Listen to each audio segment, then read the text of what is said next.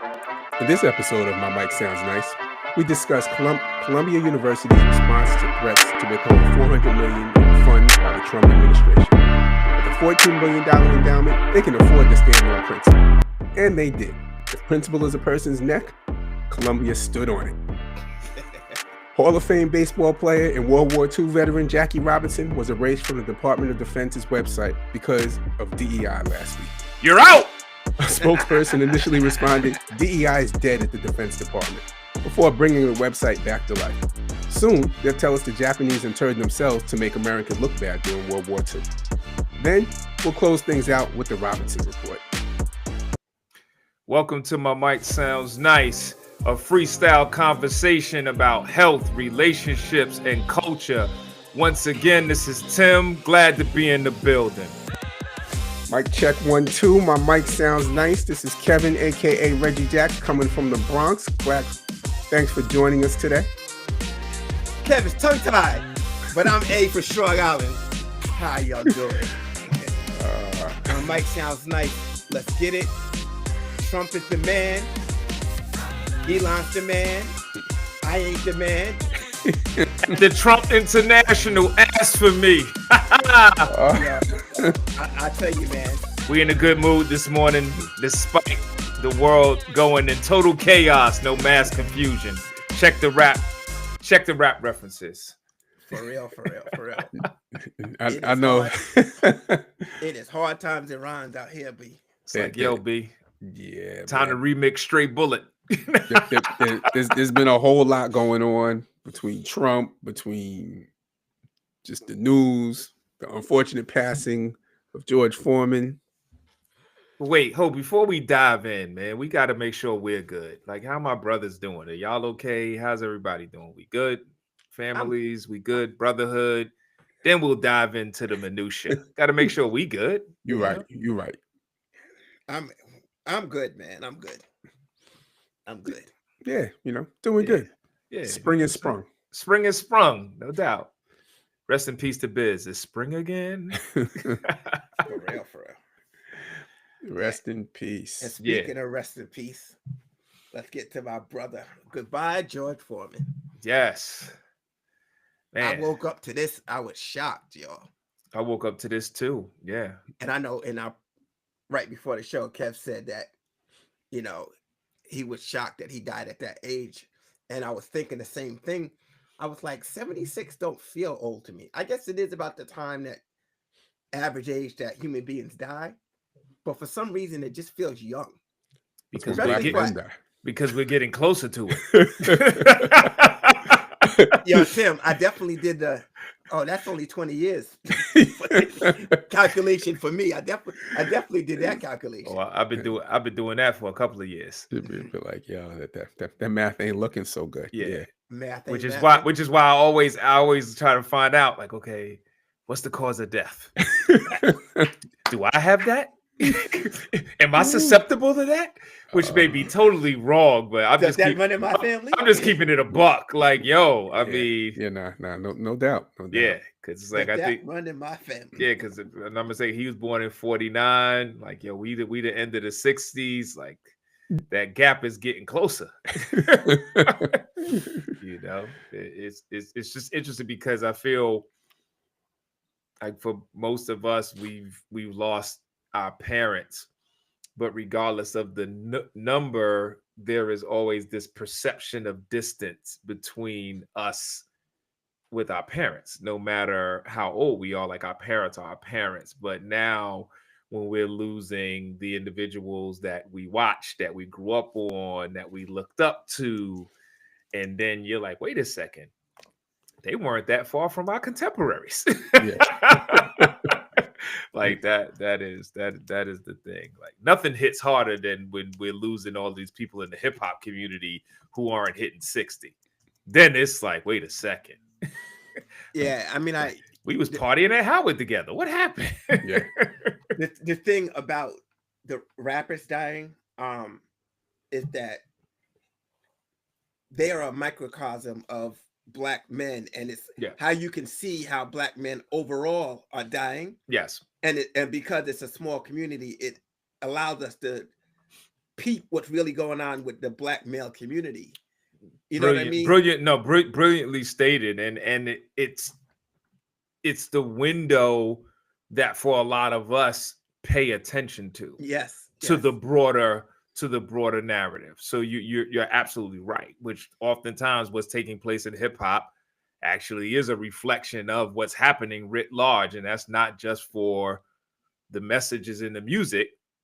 It's the passages of life that's happening as well. But definitely, on behalf of my Mike Sounds Nice, we want to send love and thoughts and prayers to the Foreman family and all the Georges, and all the Georges. All the Georges. There's a rack of Georges missing their dad. I did enjoy the George Foreman grill.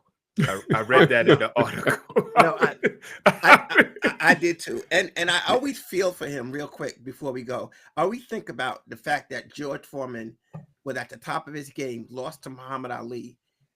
But I don't think people realize he basically stopped boxing over that fight for a long time. Like that fight kind of like broke him.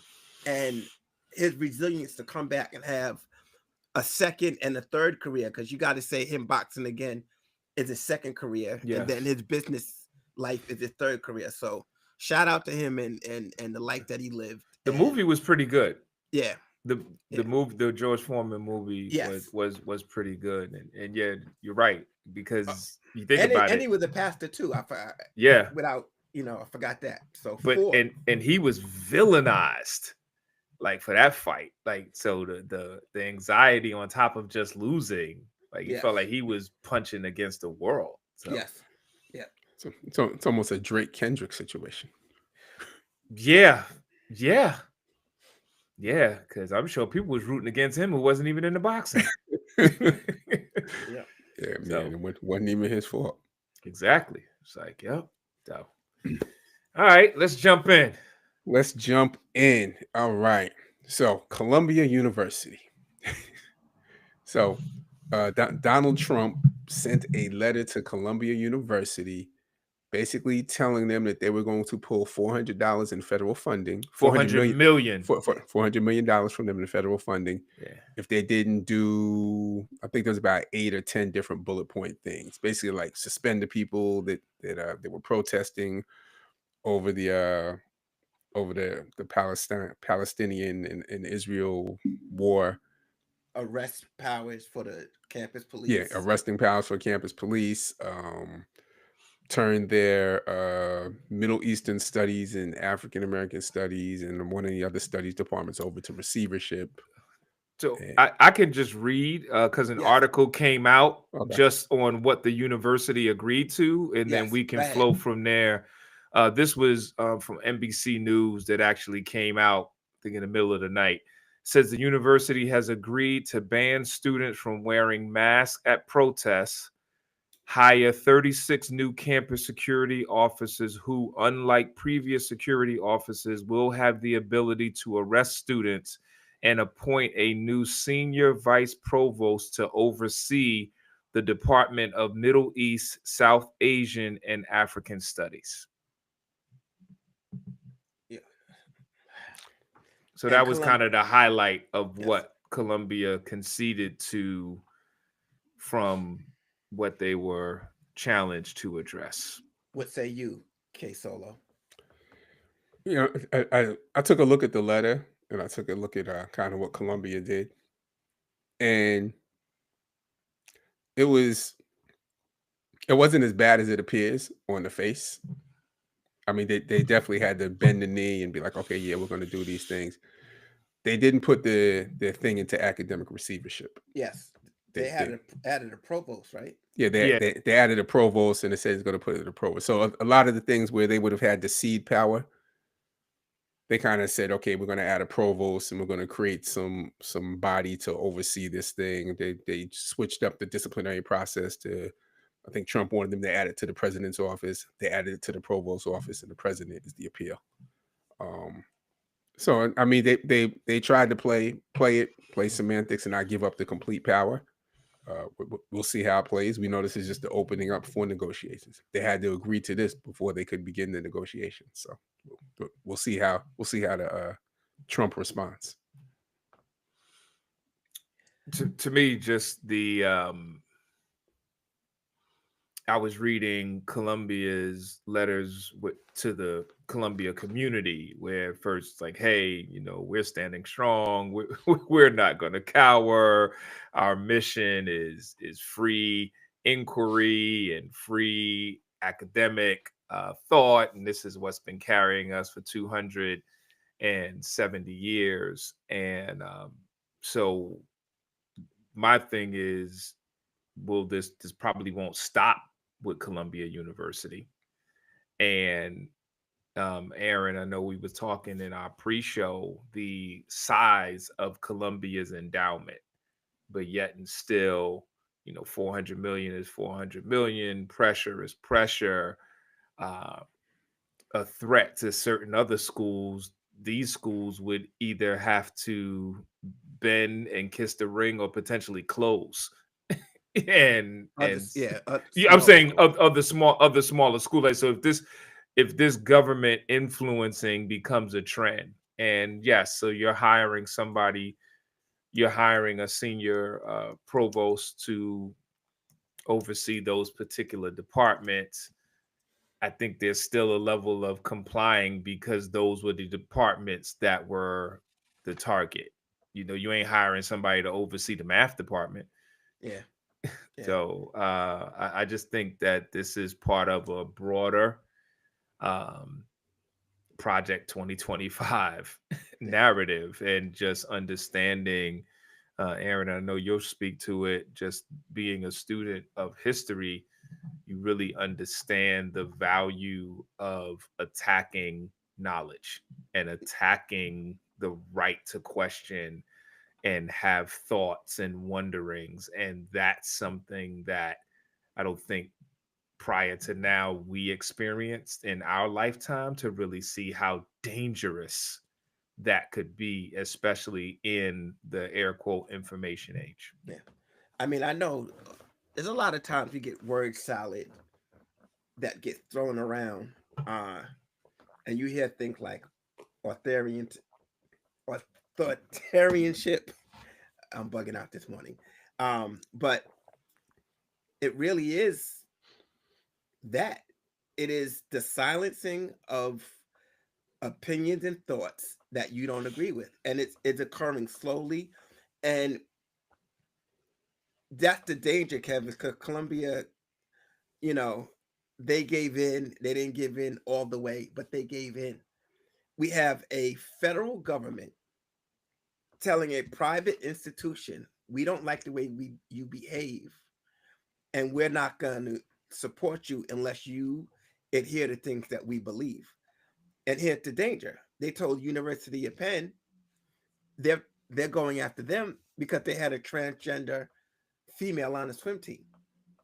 So, and they've attacked other universities. So Columbia is just the first one to respond, but it worked. And anybody that has power and they see that the power works will exercise that power again. Nobody gives power back when they get it. George Bush had the Patriot Act. Do you think that Barack Obama, as much as we loved him, gave that back? He didn't give that power back. He may have not used it, but he didn't repeal those things. He believed in, when you have control, nobody gives that up. So I'm concerned. Columbia, as we talked about, Tim, has a $14.8 billion endowment. So Howard University couldn't survive. If Columbia is going to fold, Howard will fold. They don't believe in DEI, as we'll discuss in the near future. Who to say that HBCUs aren't next in line? If that administration believes that racism no longer exists, then why do you need an HBCU? And I know Kevin has been talking about that, if the people remember, on this podcast for 2 years. So I'm deeply disturbed. I'm scared. Everybody capitulates from Target to Columbia to the tech companies, DEI is dead all over the country. The things that that this administration wants, everybody's saying yes to. Congress has given up their powers. They don't feel like they need to have any oversight. So for me, it's just a scary situation that they did that. That Columbia did that. Yeah. You know, when I look at the situation, I'm like, I saw it coming.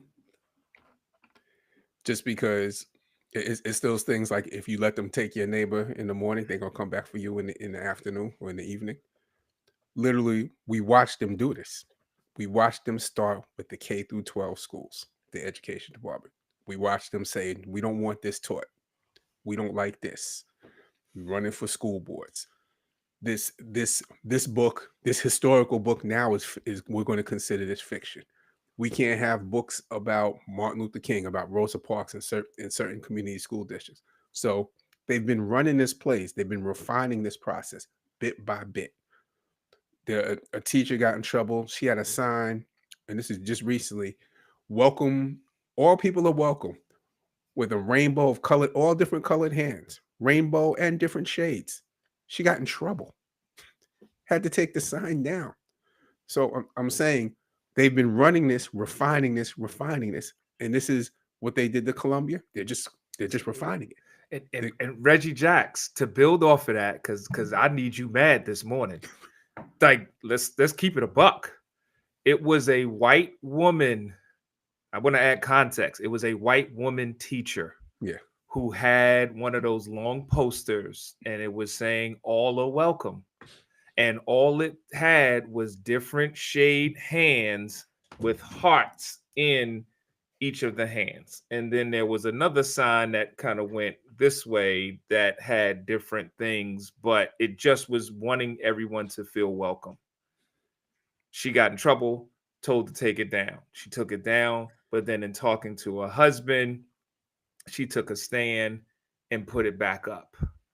And then in putting it back up, she was literally told, like, this doesn't align because all aren't welcome.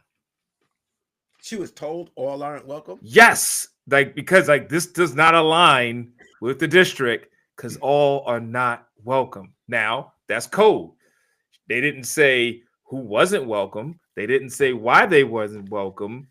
But, you know, I just wanted to add some bullets into the chamber for what you were saying, Reggie Jackson. Yeah. So my point is, they continue. They've been doing this. They've been refining it, and we sat around and we did nothing for years. And then you turn around and they're going at Columbia, but the real problem is some of these HBCUs, which are run by states, with Republican governors and Republican legislatures that are hostile to the very nature of it. It's next. They are coming. If they continue to remain in power, they are coming for it. And your Florida A&M will wind up being the great West Virginia. It's a West Virginia state. The white HBCU is like 70% white. It is it's considered an HBCU, but Black people don't go there. Wow, I didn't even know about that university. Now, I just think you have to do some consideration and say, well, what is the long play here? What are we trying to get at? And the only conclusion I come to is there are certain people who want the world to be a very certain strict way, and those who are not behaving in that manner are going to be opposed. And if that, to me, this just sounds like Russia in the 80s when I was growing up, and how we talked about how bad Russia was and people don't have freedom. I don't know how anybody could say we live in the land of the free now, and that free thought is welcome, as Tim pointed out, on college campuses. That is the place for exploration. That is the place for mistakes. That is the place for radical thought, because radical thought, it defines where the line is. Radical thought even changes where the line is. Radical thought advances society, because sometimes it's like, hey, we need to go that far. And sometimes it's, hey, we don't need to go that far. So, it just even building on, and yes, but and to both of your points, the college age student has been the integral component of probably every movement of merit, at least in history. You could forget just America. Yeah, like just history. Yeah. Yep. So that 18 to 22, the frontal lobe ain't fully closed, so you ain't really processing the full circumstance. The danger you in. But you standing 10 toes down on what you believe. Even you think like the Freedom Riders, what they were doing in the summer, like a lot of the lunch counters, like a lot of them were college and college age students. You don't have responsibility to others. And so if you start attacking that, and this connects even to the next story, there was a quote that I saw on IG by Milan Kundera. It said, the first step in liquidating a people is to erase its memory, destroy its books, its culture, its history, then have someone write new books, manufacture a new culture, invent a new history. Before long, the nation will begin to forget what it is and what it was. And to your point, Kev, I feel like it started with the long game with K-12, and we got to get out of the mindset of if we don't think it directly impacts us, then we don't do anything. And actually know a number of people who graduated from Columbia, know a couple of people who work at Columbia. So it'll be interesting to see their thoughts. Yes. Scary times, but fellas, Yeah. Anyway, taking it back to freedom schools. We got to start teaching ourselves. We have to go back. Freedom schools. We got to start teaching ourselves. The information is available. Let's be real. We are in the information age. We can get the information. We will have to start going back to learn, and we really may have to start doing some freedom school type stuff. And so we have to pirate our Wi-Fi and our internet because it's monitored. Yeah. We're gonna need that. I feel like some rite of passage programs might be making a comeback. But then also, to your point, in some instances, getting those banned books where it's like, this is where the revolution ain't gonna be virtual. Just like Gil Scott said, it ain't gonna be televised because we're gonna have to physically get together. So this podcast may have to be in person. For real. I mean, that's just what it is, because Riverside could be the boogeyman. Let's keep it a buck. It could be a CIA front. We could get a letter and they'll withhold $40 from us, and we'll tank. What you want me to say? You want me to host Stephen A. Smith? Got you. There you go. You want us all to wear hats? We get it. So, all right. So coming up next, in more terrible news, in a very terrible, awful week, we had the Department of Defense. They had their website. They've been scrubbing DEI, as their spokesperson said DEI is dead. Actually, the head of it, Pete Hegseth, said DEI is dead. They said discriminatory equity ideology is a form of woke cultural Marxism that has no place in our military. I don't know what that means, but that's what they said. It divides the forces, erodes unit cohesion, and interferes with the service's core warfighting mission. So they took away Jackie Robinson's website. I think the Navajo Code Breakers and Tuskegee Airmen. Yeah, among others. I think they're just doing like a Control F, DEI, Black, Native So, American. but here's the thing. You know how you put up a bunch of words and then you get the Wordle where the words come in different sizes, and the larger the word, the Yeah, more the word cloud. times Yeah. it comes up. So here are keywords used in the DEI content search by the Defense Department. I'm gonna read the larger words first: racism, respect, first, ethnicity, justice, history, LGBTQ, values, then Asian ethnicity, Caucasian ethnicity, gender-based violence, privilege, cultural observance, belonging, historic, Hispanic ethnicity, opportunity, accessibility, cultural awareness, and African ethnicity. Those were the words. Those were the list of words. So things came up as being history. Things came up as being first. It was getting scrubbed. Wow.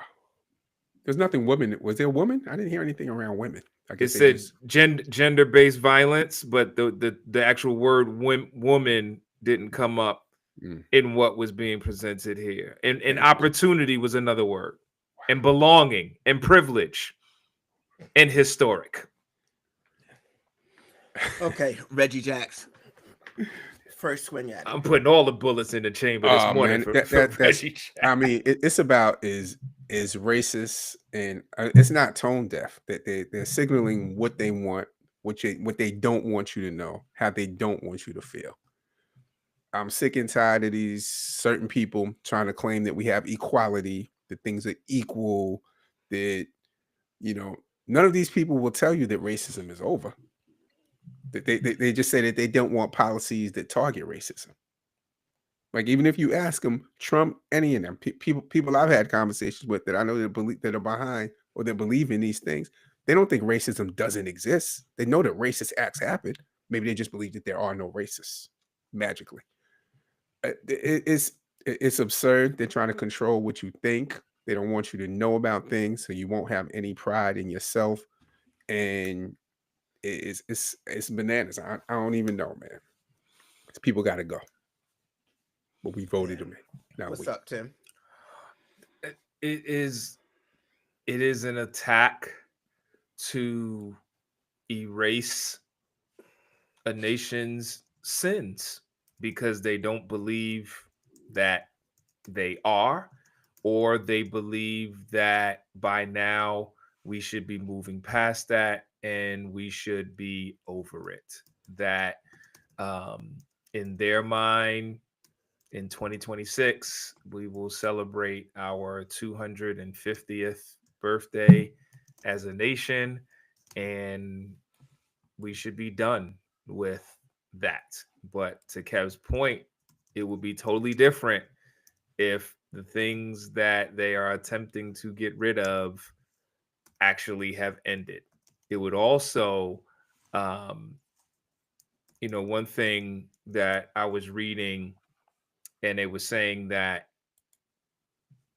the Blacks who were born with all of their rights as by law, whether they were being carried out or not, the Blacks who were born where they were born with all of those rights legally in place are under 60 years old. Like, let that sink in. So none of our parents were born. So, when people try to paint this picture like, oh, it's so long ago, we're knocking on the door of 57. Yeah. So the tail end, like wherever we fit, we're the beginning of Generation X. Like, we are really the first generation born with full legal rights. So what they're trying to change, it's like they're not trying to change years ago. They're trying to change metaphorically yesterday. Yeah. So that tomorrow represents what it is that they want. And that's beyond dangerous. Like, what will be the Regents exam for our children's children based upon the way history is being rewritten? Like, what will it be? Yeah. Even if you start from the most generous, allowing of their point of view that racism is no longer a major factor, scrubbing historical circumstances of African Americans like Jackie Robinson coming into baseball or the Tuskegee Airmen, those people lived in a racist time. They overcame racism with excellence. I know that a lot of people were like, "Oh, Jackie Robinson wasn't a DEI hire." Yes, he was. DEI is the search for diverse, people, equity, and inclusion to find skilled people who were being denied their place. Jackie Robinson couldn't play in baseball, but was better than majority of the league, but was kept out because of his skin. So the first thing is we shouldn't even respond to be like, "Oh, well, that's not DEI." And honestly, it is. It's what DEI is supposed to be. Search everywhere so that we can find the best candidates. And because when we say no, we are acknowledging their point of view, that diversity, equity, and inclusion isn't about finding the best candidate everywhere. That it's about giving people a opportunity that they don't deserve. Yeah. And that's not true. That's not what DEI is. That's not what affirmative action ever was. It was about leveling a playing field that was systematically designed to keep blacks back and people, of other colors and women. And it was also straight up individual racism. So first, I would say Jackie Robinson is the epitome of a DEI hire. Second, I would say that white guilt is a real thing. And ultimately what people are responding to is the speed that DEI was put on people. And I think, that's where society is pushing back, because we don't have time to adjust to new thoughts. So inclusion of, marginalized people is getting pushed back. Me Too movement to rethink about how women are treated gets pushed back, all because it's been quick and fast. So I think DEI is just another victim of that knee-jerk response. I think the framing of it, just calling it DEI, yeah, that's how they're responding. But they've had this hatred for affirmative action for years. Yep. This hatred, that this goes back to initially when it was created.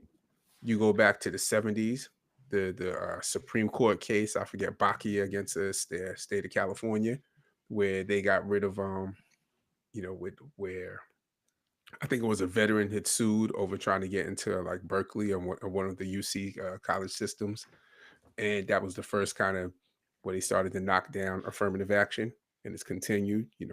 Clarence Thomas, the great DEI hire on the Supreme Court, he's continuing to knock down these things. So there's been a systemic push to destroy it. Trump and his people, all of his DEI hires, because he's looking, the diversity he's looking for is people that hate diversity. And, right. So all of his hires, they figured out that now they can just go and they could do everything. They could flood the market. They could just flood the zone, do everything, and people will sit and take it. Yep. Yeah, it's you're waving this utopia of meritocracy while denying that we're living in a time that's dystopian at best. And so you get people like, yeah, it should be a meritocracy. I agree with that. But affirmative action, diversity, all of those were programs and initiatives to help level the playing field. Really, Jackie Robinson was just one, but Jackie Robinson, because of his sports acumen, the sports community got involved, and that really triggered the response. And then you had people giving Mina Kimes backlash because she stated, and Aaron, I don't even know if you heard it or not, but your comment actually was in line with what she was saying, that you can't separate, and I'm paraphrasing, but what she was saying, you can't separate the context of when these individuals were doing these things. What they did, so you can't tell Jackie Robinson's military story nor his baseball story and not talk about racism, and not talk about what he had to withstand, and not talk about the fact that Jackie Robinson was strategically chosen to break the color barrier. Yes. It wasn't that he was the best black baseball player, but he was chosen as the one. You got the best opportunity to maintain your composure and control when people are throwing things at you in the stands and people are giving you death threats and other things like that. So how can you talk about him absent of that? How can you talk about the Navajo coders, the Tuskegee Airmen? How can you talk about any ethnicity or gender who was not a white Caucasian man in the military from World War II back, and not deal with what they had to endure being a representative of the country? I mean, even moving forward to the Vietnam War, how many Vietnam vets came back to conditions that were worse than where they left? Yeah, I mean, if I'm not mistaken, and people can correct us in the comments, I don't think you could be a officer unless you were non-commissioned around World War II. So you could be a black officer, but you were a non-commissioned officer. I don't think you could be a commissioned black officer back then. Or if you were, there were very few. Most officers were non-commissioned. And before people go all the way back, most of our parents, I'm saying for our core audience, most of our parents were either born or already alive around World War II. So we ain't talking about the War 1812. Kevin's father served in World War II. I'm gonna keep it real. My father was a World War. My father joined the service to fight in World War II. Was in the Navy. Ta-da! Was on the segregated. I was like, Dad, so were the boats segregated? He's like, nah, the boats weren't segregated.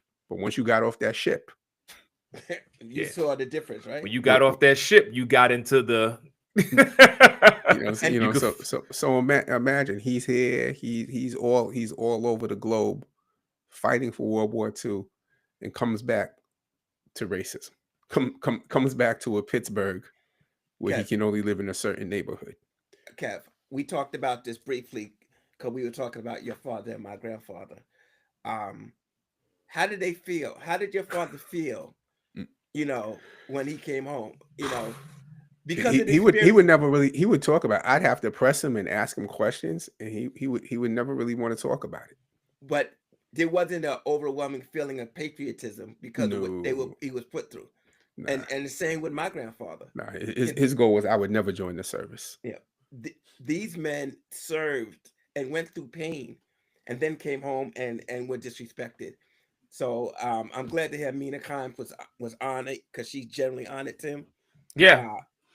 But it's crazy the backlash that she was getting. And then once again, you get the narrative. Hey, just stick to talking about football. Just stick to talking about sports. But the context was, how can you talk about sports absent of society? Here's the irony for Mina Kimes. They're telling her to stick to sports, but half the time they're telling her she has no business talking about football. Exactly. So it's like which one am I supposed to do? And she is brilliant. 90% of all people talking about football. Yeah, like shout out to Mina Kimes. Sis does her homework. Like don't get it twisted. So, she's like top 3 for me that I want to listen to talk about football.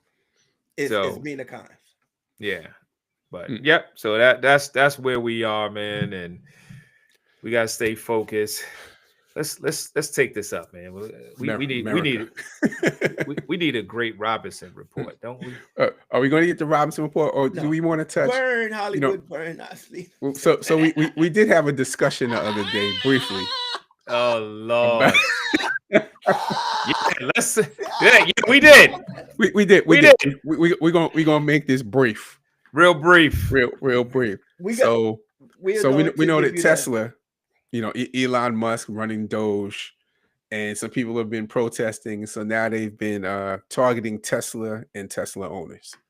They've burned several Tesla cars, torched some Tesla dealerships.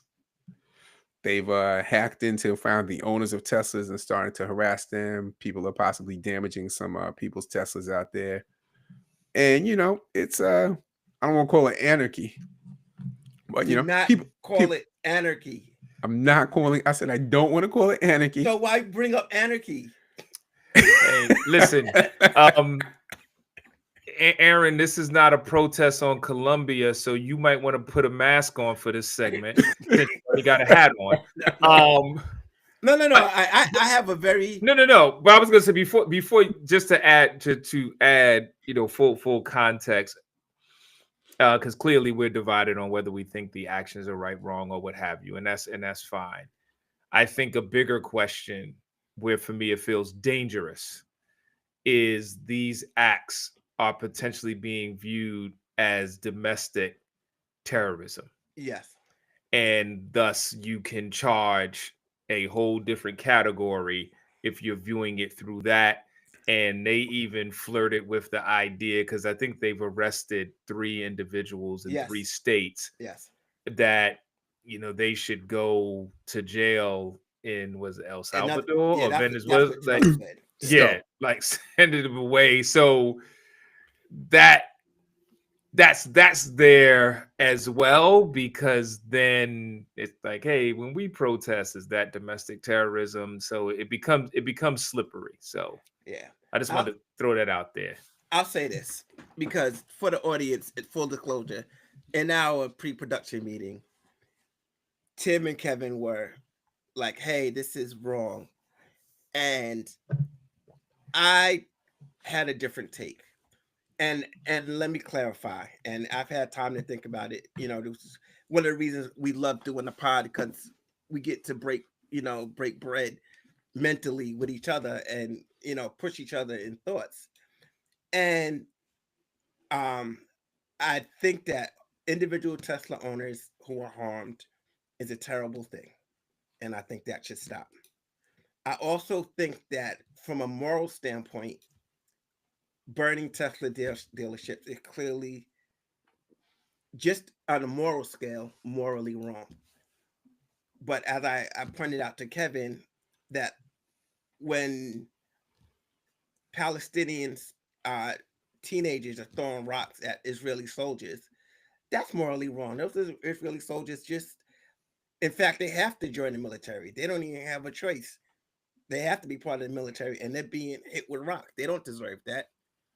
But the Palestinians, under numerous independent organizations, are living in an apartheid state, or were living in an apartheid state.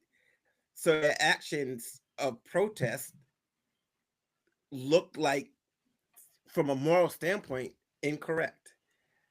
And that is what I kind of feel with the Tesla dealerships. While I would never do it, I also feel like the average person doesn't, and I challenged Kevin earlier in the week, give me another way that would be just as effective or make just as much public noise in burning dealerships that would be as effective. You can't protest. That wouldn't be as effective. That you can't have a podcast. There's very, very few things that you can do. Um, I don't think that this is a long-term effective plan to do anything. But while I think it is once again morally wrong, I have some understanding for it. I have some understanding for protest, and sometimes protest comes with things that look ugly in the moment. But we continue to talk about the numerous things that are being done by the government and Doge and the impact that it has on Americans. And the American people, are beginning to speak up. And I think it's similar to what Luigi Mangione did. And I think I totally stand against that morally. I don't want that man to have lost his life. But there is a second side. And I think that the second side, at the very least, deserves some consideration as opposed to just saying, oh, that's just wrong, absolutely incorrect. Sometimes protest doesn't look beautiful. And that was my main point. To quote De La Soul in the De La Soul is Dead album, hated it. No. No.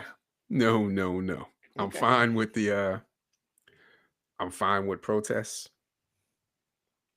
I'm not even saying like violence isn't sometimes necessary, a necessary thing in fighting for rights.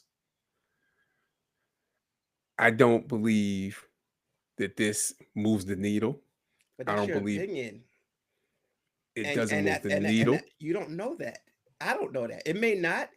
It may move the needle a million places. I don't know that, Kevin. Logically, it doesn't even make sense of how it moved the needle. I think if anything, it's going to make Elon more sympathetic. And as you have now, people are going out to go buy Teslas. Oh, I'm getting this Tesla. I'm going to do this Tesla. Now the right wing, while things have switched, where people that were suddenly before opposed to EVs are now talking about getting Teslas, going out and putting those things on social media, how they're purchasing them. You got other group of people selling them. I understand. To hurt his bottom line, I got you. The protest, avoid not purchasing his vehicles, how it's happening here in America, how it's happening in other countries across the globe. That's fine. That's great. That's impacting his bottom line. I think burning down the things is going to turn that into sympathy, and it's going to be a bump for his sales. It hasn't been. Well, I would say, and I mean, I don't see what needle would be moved by burning. I'm more concerned with the retaliation. Like these types of acts open up the sentiment in the minds for people to allow, like, yeah, this is domestic terrorism. And one of the things that was mentioned on the news was Elon Musk was saying he was going to put the setting on the cars now where the cars would film. So I'm like, okay, if there's Tesla dealerships that's in the hood, what you filming? So for me, there's a level of conspiracy that goes along with this, and there's also this feeling of the way that protesters are prosecuted have never been fair. So I pray, I don't want anybody doing it, but I really pray that there are no one out there who look like you and I that are torching the dealerships, because who knows what would happen if they arrest someone that looks like you and I. Just like we all said when it came to January 6th, that's like, yo, if that had been us, if somebody would have been holding a Black Lives Matter protest sign, there wouldn't have been a need for a trial. It would have been a massacre. And I got one question, and I don't think it's a reach, but you'll tell me. What is the difference between doing that to Tesla dealerships and bombing churches in the 60s? If the thoughts, the energy, the thing was coming out of churches fighting for civil rights. What do you mean bombing churches? How in the 60s, like they were bombing churches. But they weren't bombing churches to advance any oppression. I know it was the opposition though. but I'm saying, but it's to me, it's That's a reach because they're not in the same. They're not in the same. They're not in an oppressed state with limited options. Well, no. They're the oppressor. Here's the with thing. all the options. But here's the perception. White society definitely felt that oppressed. They were feeling a level of oppression, and you're changing No. hold on, Not oppression. Okay, They felt like you were changing, like these uppity N-words are not going to change. It's oppression if you coming into my, let's say, if you're changing my way of thinking, you are changing my way of life. I am feeling okay. So let's not use the word oppression. Maybe I'm feeling threatened. I'm feeling threatened. Absolutely. I'm feeling challenged, and I don't want it. And they don't have a right. They don't. They're morally standing in an incorrect place. So they don't. So the bomb churches is wrong, and it's wrong because they're standing from a place of clear racism and domination over another human based upon their skin. When you are the oppressed, when you are in Vietnam and America comes, you want to defend Vietnam, forget the politics. You just want to defend your country, and you have tunnels underneath the ground, and you do all types of guerrilla warfare, and you do all of these things to survive that may not be like, oh, we stood up in front of each other and fought it out like men. That is okay. Warfare, when you're the oppressed, you don't have options. And so you feel like the individuals who have been torching and destroying Teslas are at the point where they are so oppressed that they don't have options? I think that we right now as America have no other options. No, are living in such a slippery state that we don't understand how easy it is to end up in an actual loss of your democracy, and you're living in a state. We have an authoritarian like Donald Trump, who in 4 years may say, "Hey, I don't want to leave office." It is very easy for a democracy to fall apart. All you need is good people to do nothing. And right now, we have an entire nation of good people doing nothing. You know, there's so many things happening that we're not responding to it.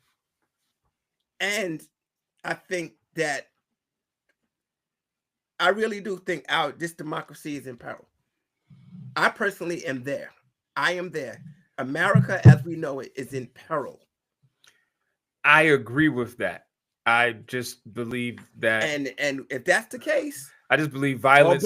Violence. I don't believe that's the violence to get you there. Now, if you had another targeted violence where something is going to happen, I think in that regard, violence begets violence. Even if it's wrong, that is not where I'm not focusing my energy on any concern on what's going on with the Tesla dealership. I'm more concerned with the oppression of what's going on in our country on thought and action and everything else. I'm concerned with this blanket I'm concerned with this blanket domestic terrorism because it's not going to stop there. But that's what comes with it. It's not going to stop there. But when you fight back, that's what comes with it. You get the full weight of the U.S. government is going to come at you no matter what, where, and how you fight back. If you're fighting against them. If you're fighting against them, right. You know, you could be those people protested peacefully at Columbia. The majority of them, they're still in trouble. Because of what they were protesting. Yep. So being thrown out the country, leading the protests, and bombing a Tesla dealership, both of them are getting the same full weight of the government. Listen, we're gonna be on watch, and like Kev quoted De La, we're gonna hold on to our big brother Chuck D. And you know what he said when he got a letter from the government. Shout out to Echo who's watching us now. I'll say this. I don't think that I'm not condoling violence in general. But he's understanding it.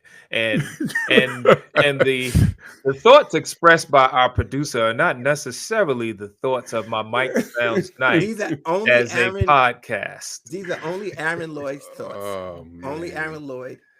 And Aaron Lloyd's thoughts are welcome and appreciated. Yes. We not but they're only mine. We ain't gonna start snitching. Yeah. My brothers took me to the woodshed in pre-production. Yeah, we not snitching. We walking around playing self-destruction. Yeah. Because heaven's at the door, so there'll be no bum rushing.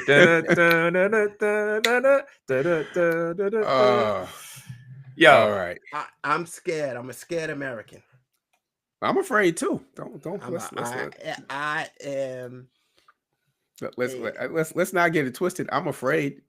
I'm afraid because of a malaise, a stupidity, a lack of interest by the people. I mean, honestly, the fall of this nation is imminent. I don't think that's debatable. We could talk. We could have conversations about what that may look like. But yeah, without a doubt, that is definitely we continue. happening. If this continues for 4 years, it's going to be a different America. Because honestly, you could look at it. You could look at it biblically. You could look at it from a news standpoint. Like all of these are trains on different tracks that are definitely colliding, and that the America that we once studied and learned behind wood desks where we were doing fire drills before, now they do live shooting drills, as in De La, as it said. I would suggest to my friends who have children, Kev and Tim and others, talk to your children about living in Europe or Canada as a real possibility. Because if I had kids, I'd be scared. But we are on to the chicka. Yeah. What's bringing you life? We need some life. Some life. Yeah. We need some life. We need some mask off. We protesting, standing for life. Yes, all right. Yes. I'm gonna go first because I'm just mad, right? I'm gonna go first. There's so many things I'm mad about, but I'm gonna just tie it down to, we talk about these things that Trump is doing, and these are big ticket items, right? But they're not really impacting a lot of things. Like Columbia, yeah, I get you 20,000, 25,000 students overall, undergrad, whole big alumni thing, but that's still a small group of people. Pay attention to the things that he's doing. He's doing these things, but there are things that we're not paying attention to. Like when he came in office, he signed all these executive orders. There was a law in Texas and in California where if you take out $200, requires all money service businesses. If you take $200 out of an ATM, bank, that they had to file a report to the Financial Crimes Investigation Unit if you're taking out this money near the border. Explain, Kevin, how much what it used to be. Okay. Before you go on, explain how much money it used to be. Oh, I'm sorry. Yeah, it used to be 10,000. So now if you limited to the location, it was 10,000 across the board. Across the board, wherever you are. So now at $200, they can put you under investigation and they can start snooping and looking around in your stuff. $200. $200. You take 200 out the ATM. You're on your way to a night out of fun. Get some money out. You on vacation? Like, yo, you go to the supermarket. You go to the supermarket. Yeah. You want the new Jordans? Somebody's hooking you up with a deal. Like, yes, you can have all these problems now. There's still some people like, yo, dog, pay me in cash. Right? Yeah. Right. So he did this day one. Day one. When he first came in, this is an executive order signed day one. Nobody really pays attention to it. Now we got this problem. They withdrew from the Russia war crimes investigation. They cut funding from Yale's humanitarian research lab, which was detailing the mass deportation of Ukrainian children to Russia. It's like, you know what? Cancel that investigation. I'm saying they are doing things They're doing these big glossy things, but there's a whole bunch of stuff that's happening behind Yeah. our back that we're not paying attention to, that we need to really start paying attention to. These people are evil. I mean, it's scary, Kev, because I don't know how they do so many things. And Steve Bannon, real quick, in 2017 was like, let's throw everything at people, a bunch of things on one day, and the media won't be able to cover it all. So they are strategically overwhelming us with information and action so that we can't respond. And to be honest with you, I think it's so effective. I don't know if there's a way to get around it, Kev. I'm scared. I mean, I'll say one thing: these evil people are not dumb. I'll say that. So Here's it's almost as if they made a Project 2025 and published it. But it wasn't And thought about it for 4 years. like evil is not dumb. Yeah. Evil is not reactionary, and evil is patient Yes. and tactical. And so I think part of that counter, just in a microcosm, we have to get together because it's impossible for one person to know all things. Yeah. So what does that click look like? Where like, yo, you following international news, you following financial news, you following education news, and then we believe in one another enough so that it's not like, oh, I don't believe it because I didn't see it. It's impossible. That's the heads up for you to go check it out. Or you would lose sleep, but to go from 10 G's to 200. And think about the way things cost now. 200 is nothing. Nothing. Nope. 200 is a grocery store. Like that would be back when we was in school, bringing it down to $20. Like how many times you left the dorm with $20 and then you get back and you got like 18 cents. You're like, yo, what did I do with my 20? Yeah. Fast forward, that's 200. Like our wives sending us to the store costs about 200. And that 200 is not even the big shopping that you do. That's the middle shopping where I got to go get stuff and you get a little bit more than you thought and you're at 185. Yeah. That's the when you get home, you forgot something Yes. and the game is about to start and you got to go back to the store. Yeah. And so Aaron's on the phone with Kev's like, yo, why you still at Home Depot? like shut up. and Home Depot, you go there, you can't even get grass seeds and some dirt for $200, man. Like, yo, so what you got, A? Okie doke. I watched a podcast called Diary of a CEO. Have either one of y'all ever watched that? No. We should since we CEOs, Kev. Yeah. The guy's name is what is his name? I'll look it up as I talk. But he is a black guy from Britain, and he interviews CEOs. And he had on there last week a gentleman by the name of Jefferson Fisher. And it was an amazing pod. We'll drop the link in YouTube for people to check it out for themselves. And he is a speaking coach, and he really has some amazing ways on how to have discussions with people and how to communicate and what words to communicate and how to be authentic and true to yourself, but also respectful of others. And he has written several books. He's a lawyer himself also. And he has a book called The Next Conversation, Argue Less, Talk More. And if anybody knows me, like my brothers know me, that is probably something that I could definitely use. So haven't bought it yet, but I'm excited to get it because I think that it's listening to him and the way he talks about communication, it was eye-opening. The little things you can do just by the change of a word, the hesitation, just things that would be the smallest of efforts and change the way you sound. I was actually blown away. It was really, really good podcast. I recommend you all check it out. Diary of a CEO is by Stephen Bartlett.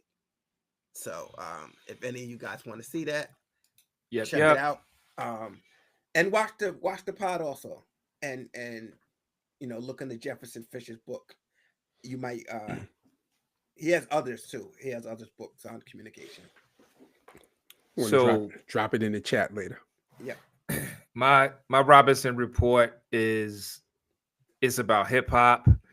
On Friday, March 14th, Coast Contra dropped an EP called In Case You Forgot.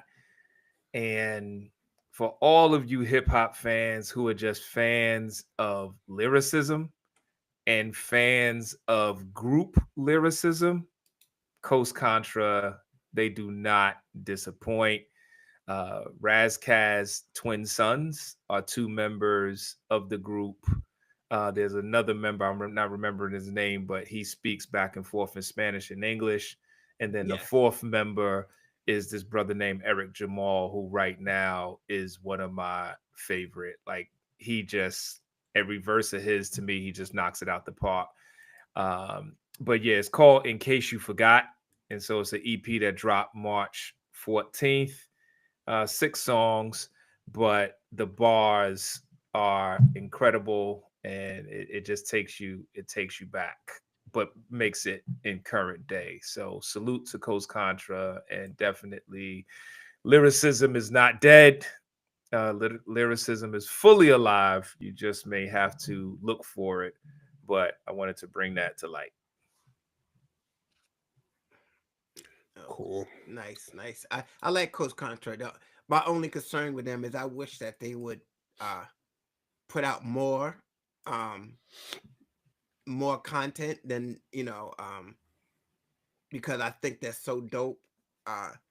Like, I felt like they had some good public momentum a couple of years ago, and I would have liked to have seen an album at that time. I don't know, what how they move or what's going on. I trust them. Their content is always quality when they put it out. But I would like to see them live. I think their live would probably be crazy. Yeah, because they give energy sitting at a table. You're like, yo, it's like you at a podcast table making me feel like I'm watching Leaders of the New School. So you on a stage, it got to be crazy. Yeah.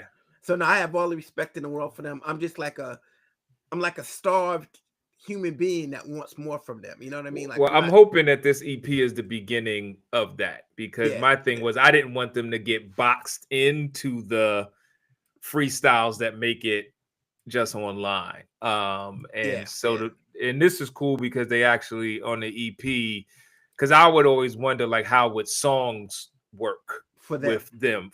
Yes. And they did a good job. So I hope that this leads to more content for them coming out. I'm definitely gonna check it out. I like them, and I like that Robinson report. That's what's up. Yep. I will say that I don't want y'all to think that I am crazy. Now, don't take it back. Stand your ground, little homie. Yo, what's up, man? Big U got arrested. Loose Cannon got arrested. Brick Baby got arrested. Yo, them cats out in Cali, man. Yo, until next time, this is Tim. My mic sounds nice. Thank you all for listening and rocking with us. My mic sounds nice. This is Kev, aka Reggie Jacks. Peace. My mic sounds nice. This is A. Another one done. And if you don't love us, love our content. Yeah. Peace. Like and subscribe. Like and subscribe and follow. And we're not opening any letters from the government. No doubt. Okay, fellas. I tried.